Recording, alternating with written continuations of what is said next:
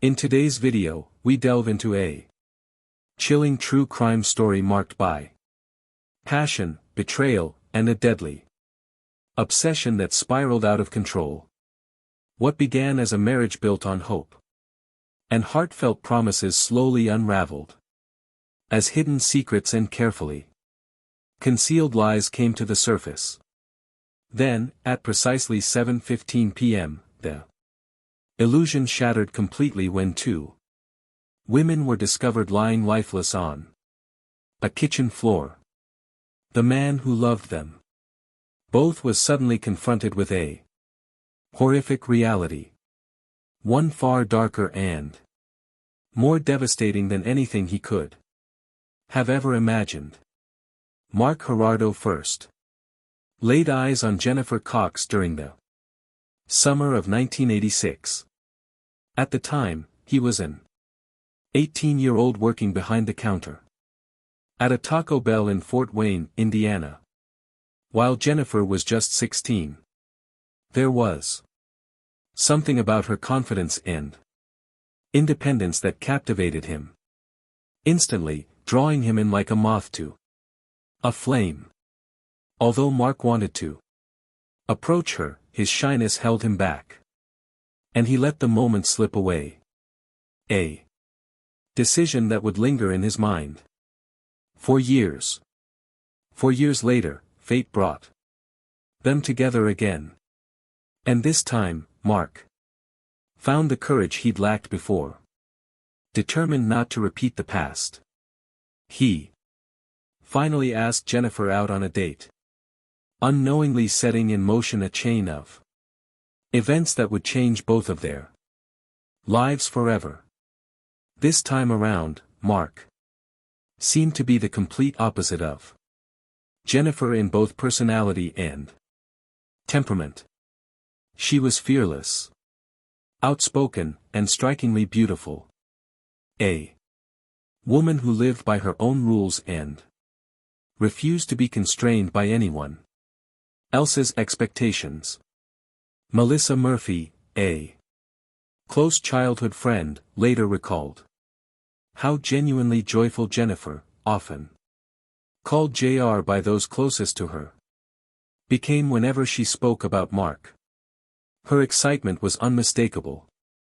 When they married on October 23, 1993, Jennifer confidently told Murphy, "This is the one," insisting that Mark was the man she had been waiting for, and that she would do anything for him.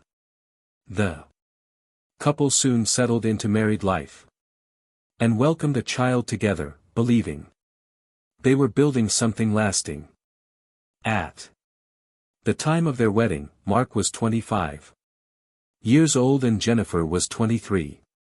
Looking back, Mark would later say that they were truly happy and that he couldn't imagine spending his life with anyone else. For the first decade, their marriage appeared strong and successful. Together, they built Herardo and Company into a thriving marketing firm, working side by side on projects and dreaming about the future they were creating. From the outside, everything seemed to be falling perfectly into place. Yet, beneath the surface, subtle fractures had already begun to form. Early warning signs that their seemingly solid foundation was not as unbreakable as it appeared. Mark later admitted that while they could have intense arguments, Jennifer almost always came out on top, largely because she insisted on having the final word. At the time, he viewed this as just part of her strong personality. What he didn't realize was that Jennifer's deep consuming love for him would gradually evolve into something far more troubling and dangerous. In November 2011, the couple relocated to Greenville, South Carolina, after both secured new positions in the marketing field. For a while, the move seemed to breathe fresh life into their marriage, offering them a sense of renewal and possibility. Mark described this period as a true renaissance for their relationship. They spent their free time exploring South Carolina's scenic beaches and breathtaking mountain landscapes, enjoying each other's company in a way they hadn't in years. Professionally, things also appeared to be falling into place. Mark accepted a role as creative director at Up and Up, a marketing firm that works with colleges and universities and boasts prominent clients such as Orange, Clemson, and the University of North Carolina. Jennifer, meanwhile, found employment at Core Instrumentation, a Spartanburg-based manufacturing company. On the surface, both their personal and professional lives seemed to be thriving. Once again. For 6 years, life in the South appeared almost idyllic for Mark and Jennifer. From the outside, it seemed as though they were truly living their best lives.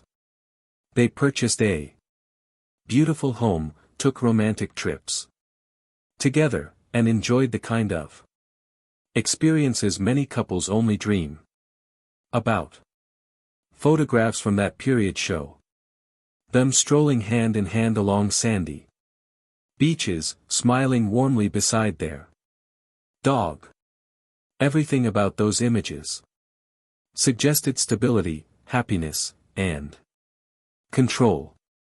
Yet, as is often the case, paradise was far more fragile than it appeared. By 2017, the picture-perfect life they had built in South Carolina began to unravel. Jennifer lost her job and soon found herself struggling to secure new employment. With each rejection, her confidence eroded further, and the repeated setbacks took an emotional toll, slowly breaking her spirit. She began to doubt herself in ways she never had before. Then, just as despair was setting in, an opportunity emerged that would change everything. Mark learned of an opening for a creative director position in the marketing department at the University of Delaware, a possibility that would once again alter the course of their lives. Meredith Chapman, a rising star in university communications, was set to be Mark's supervisor. She brought with her an impressive resume that included experience as a television reporter and time spent working on political campaigns on Capitol Hill. Mark accepted the position and relocated to Wilmington, Delaware in November 2017. Jennifer remained behind in South Carolina temporarily, planning to rent out their home before joining him. For the first time since their marriage, the couple was preparing to live apart, an unfamiliar and emotionally charged situation for them both. During those first 45 days on his own, Mark adjusted to living independently while settling into his new role. In that time, he began to get to know Meredith Chapman more closely. She was vibrant, driven, and highly accomplished, and she showed a genuine interest in his ideas and creative perspective. To Mark, she embodied everything he felt had been missing from his life in recent years: enthusiasm, validation, and a renewed sense of connection. At 33 years old, Chapman was a University of Delaware alumni, having graduated in 2007, and she seemed to represent both professional success and personal excitement at a pivotal moment in Mark's life. Under Meredith's leadership, the University saw major changes in how social media was used on campus. Along with the rollout of large-scale website redesigns that modernized its digital presence. Outside of her university role, Meredith was deeply involved in the local community.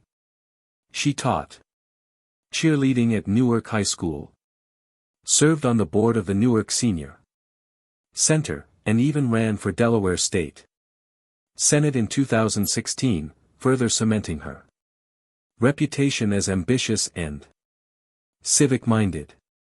At the time, she was married to Luke Chapman, a New York City councilman, but their relationship was already unraveling, and the two were quietly making plans to separate.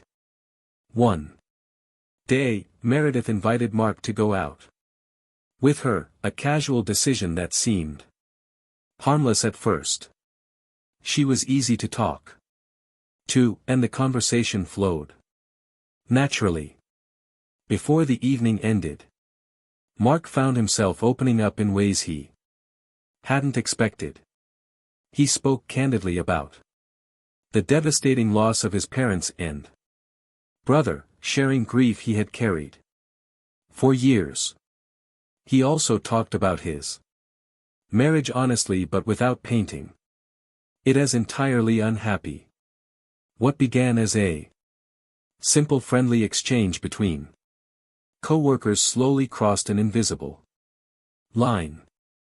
That ordinary conversation at work was the first step toward a chain of events that would ultimately claim 3 lives. Meredith Chapman confided in Mark that she had endured an unhappy marriage for 9 years.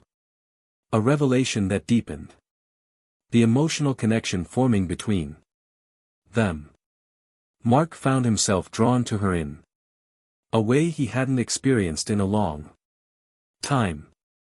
For the first time in years, someone genuinely admired his work, valued his ideas, and made him feel seen and important.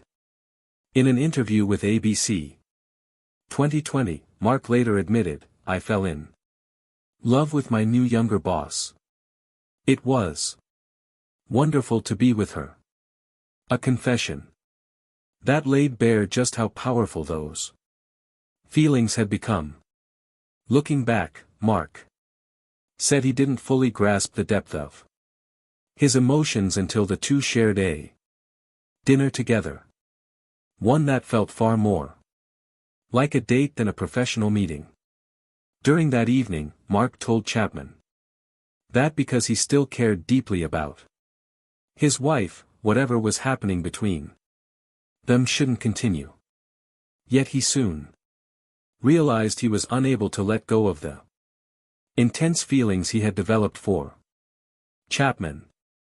Torn between loyalty and desire, he found himself trapped in emotional conflict. By that point, Mark and Meredith had already exchanged declarations of love before Jennifer had even made the move to Delaware, setting the stage for devastating consequences that were yet to come. Mark later insisted that telling Meredith he loved her felt like the right thing to do at the time, explaining that the emotions he was experiencing were overwhelming and undeniable. Meanwhile, Jennifer had already begun to sense that something was wrong, though Mark remained unaware of just how perceptive she had become. When Jennifer finally moved north to join him in December 2017, Mark admitted he was emotionally distant, and it didn't take long for her to notice the change. Soon after she confronted him, voicing her suspicion that another woman was involved. According to Mark, Jennifer eventually named the person outright, asking him, "It's Meredith, isn't it?" She later pressed him further, demanding to know what was going on and pointing out how differently he had been acting. At first, Mark denied everything, hoping to deflect the confrontation.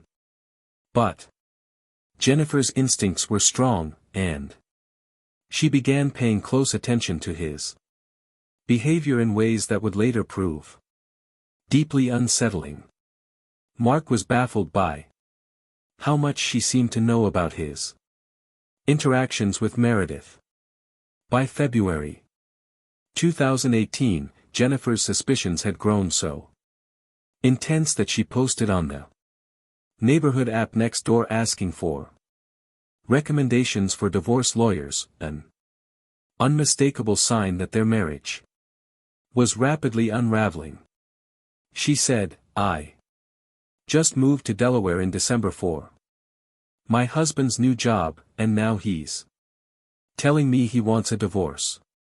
By March, she returned to next door, saying her marriage was ending and asking for recommendations from marriage counselors. But Jennifer wasn't simply seeking advice. She had far darker intentions in mind.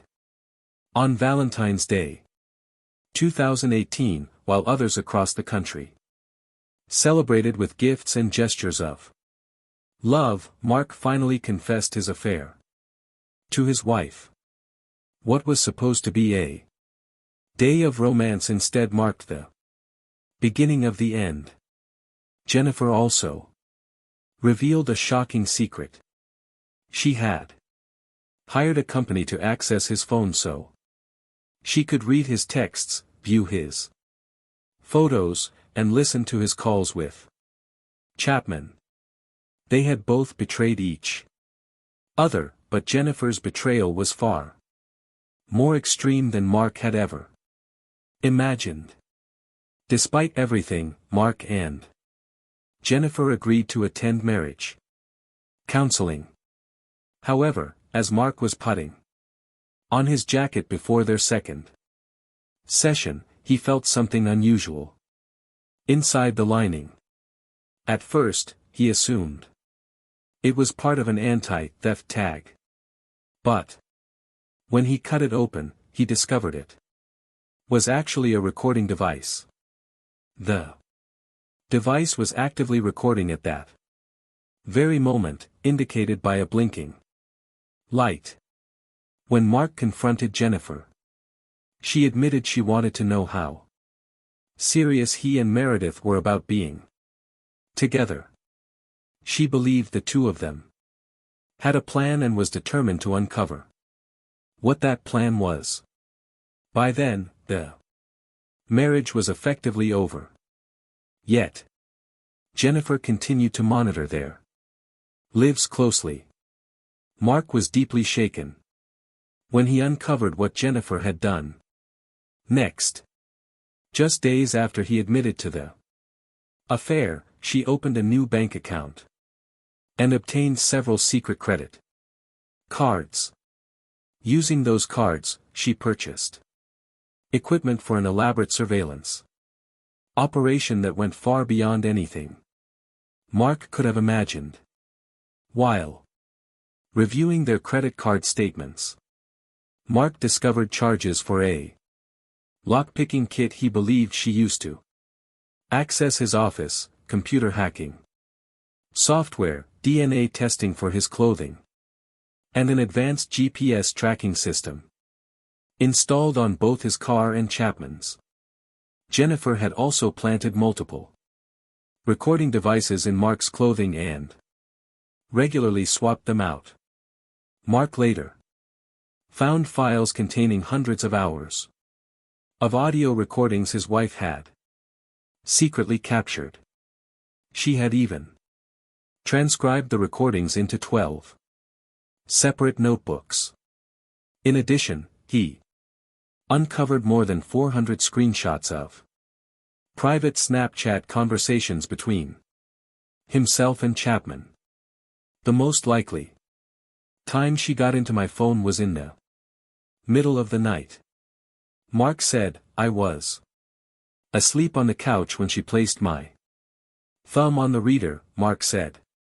But the most terrifying discovery was still ahead.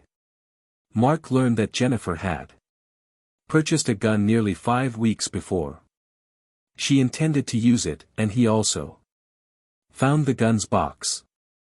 Knowing there was a gun in the closet made it hard to believe we were headed toward what I hoped would be a peaceful ending, he said.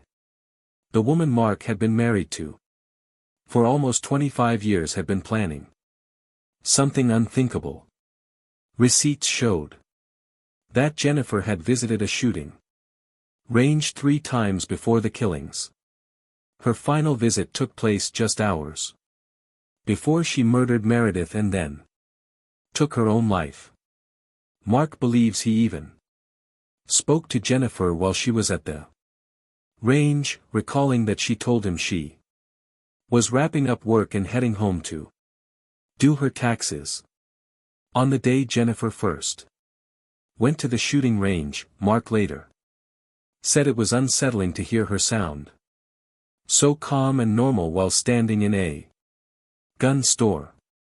At the same time, Chapman had just begun a new job at Villanova University and moved into a new home in the affluent mainline suburbs of Philadelphia. Mark told his wife he planned to file for divorce in May once he met Delaware's residency requirements. Jennifer began seeing a divorce coach, and Mark agreed to follow her requests, like going on hikes and having dinner together until he moved out. Things appeared to be heading toward a civil divorce. But Jennifer had other plans. She also left behind a 15-page letter to her family detailing her private thoughts and intentions.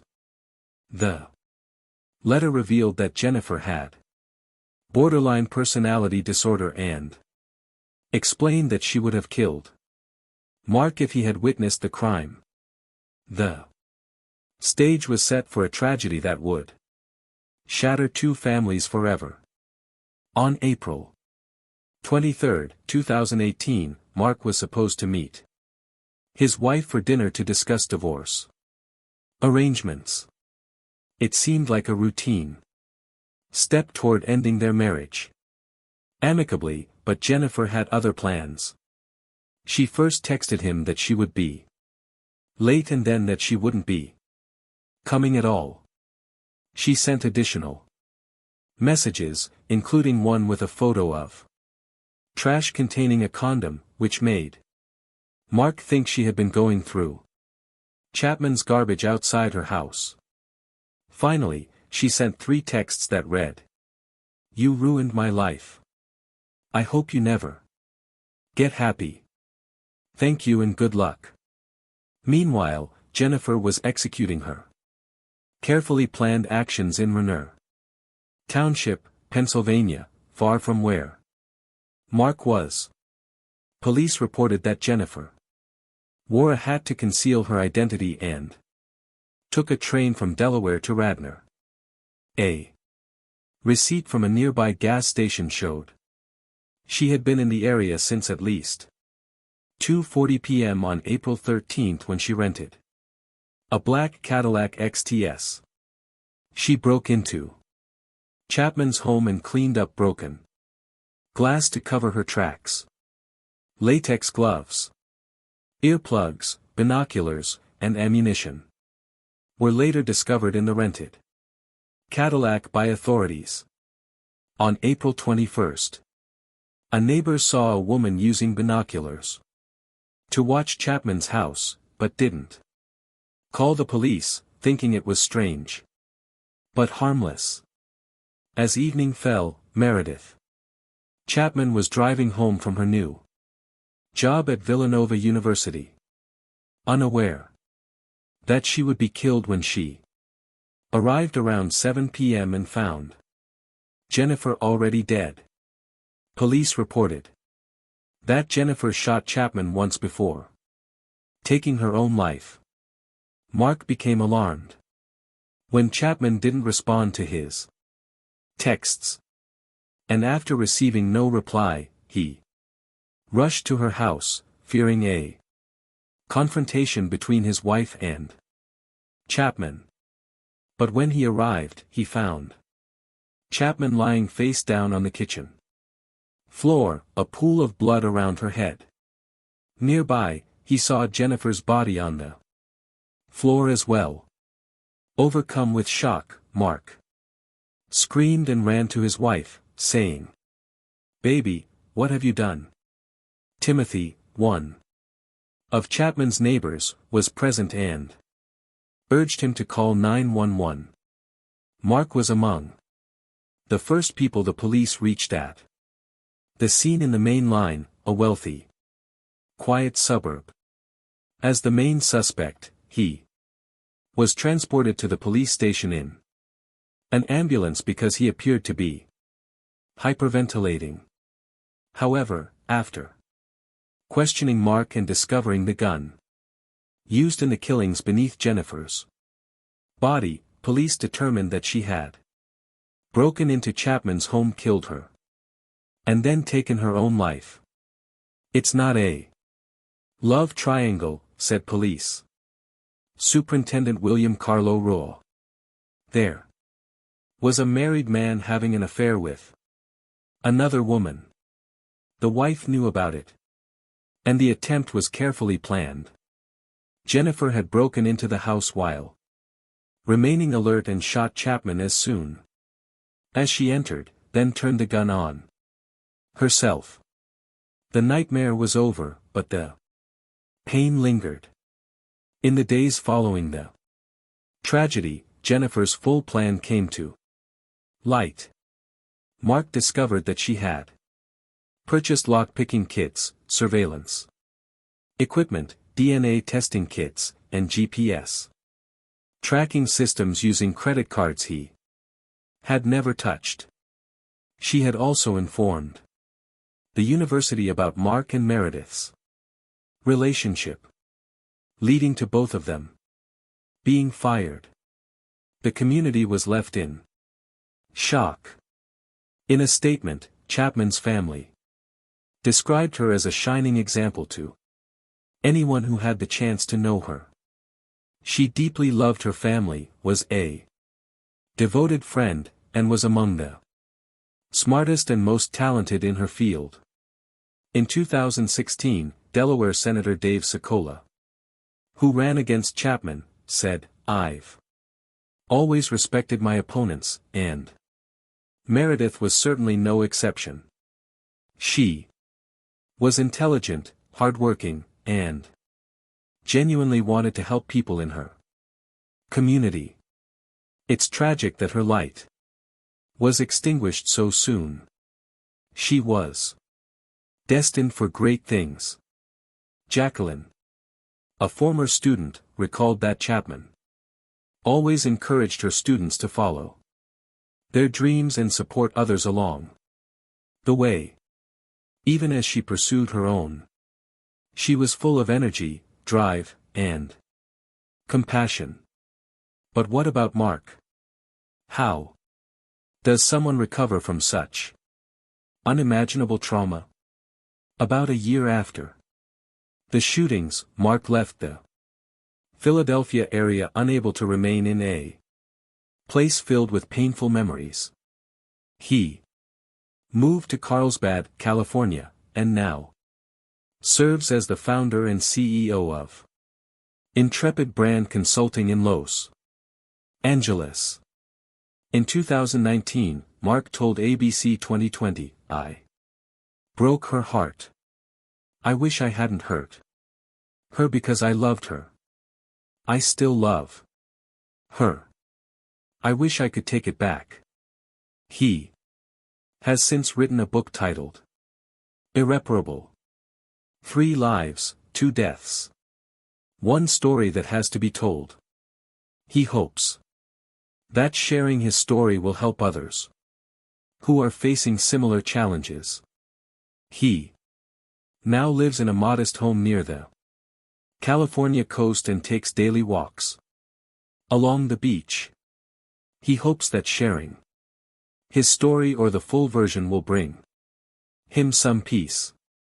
Mark said that driving past Chapman's former house several times has helped him come to terms with what happened and begin to let it go.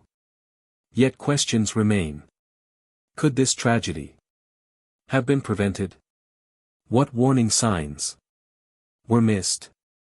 The story of Mark and Jennifer Herardo serves as a chilling reminder of how quickly love can turn dangerous and deadly. If you found this case fascinating, don't forget to like the video and subscribe to the channel. We post crime case videos every night. Until next time, stay sharp, stay vigilant.